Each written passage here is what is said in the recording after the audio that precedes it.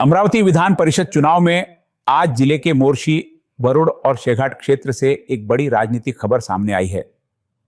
जहां कई जगहों पर मतदान की रफ्तार को लेकर चर्चाएं होती रहीं, वहीं इन तीनों क्षेत्रों ने लोकतंत्र के प्रति अपनी मजबूत प्रतिबद्धता का परिचय दिया है। दोपहर 1:45 तक मोर्शी, वरुड़ और शेघाट में 100% मतदान दर्ज किया गया। यानी इन तीनों केंद्रों के सभी मतदाताओं ने अपने मताधिकार का उपयोग करते हुए मतदान प्रक्रिया को पूर्ण किया। लेकिन इस मतदान के साथ साथ एक और राजनीतिक संदेश भी सामने आया है। कांग्रेस पार्टी की ओर से जारी व्हिप और तटस्थ रहने की भूमिका के बावजूद मोर्शी क्षेत्र के पार्षदों ने मतदान में भाग लेकर अलग ही संकेत दिए हैं।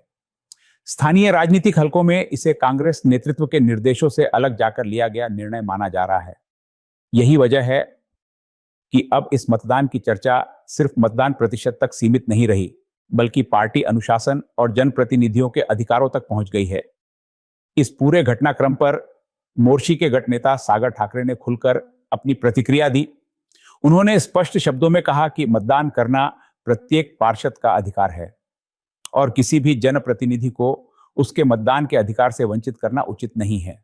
सागर ठाकरे ने कहा कि हम जनता द्वारा चुने गए प्रतिनिधि हैं।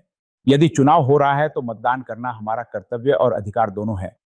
जिले के नेताओं की राजनीति और उनके आपसी समीकरणों का असर स्थानीय स्तर के पार्षदों पर क्यों पड़ना चाहिए? उन्होंने सवाल उठाया कि यदि मतदान का अधिकार दिया गया है तो फिर पार्षदों को मतदान से दूर रहने के लिए क्यों कहा जाए? लोकतंत्र में भागीदारी ही सबसे बड़ा कर्तव्य है और इसी सोच के साथ पार्षदों ने मतदान प्रक्रिया में हिस्सा लिया।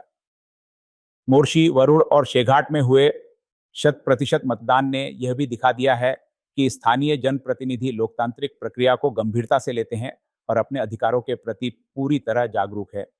अब इस घटनाक्रम के राजनीतिक मायने निकाले जा रहे हैं। कांग्रेस की तटस्थ भूमिका, पार्षदों का मतदान और सागर ठाकरे का खुला बयान चुनावी चर्चा का केंद्र बन चुका है। फिलहाल मतपेटियों में वोट बंद हो चुके हैं, लेकिन राजनीतिक बहस अभी जारी है। अब सभी की निगाहें चुनाव परिणामों पर टिकी है।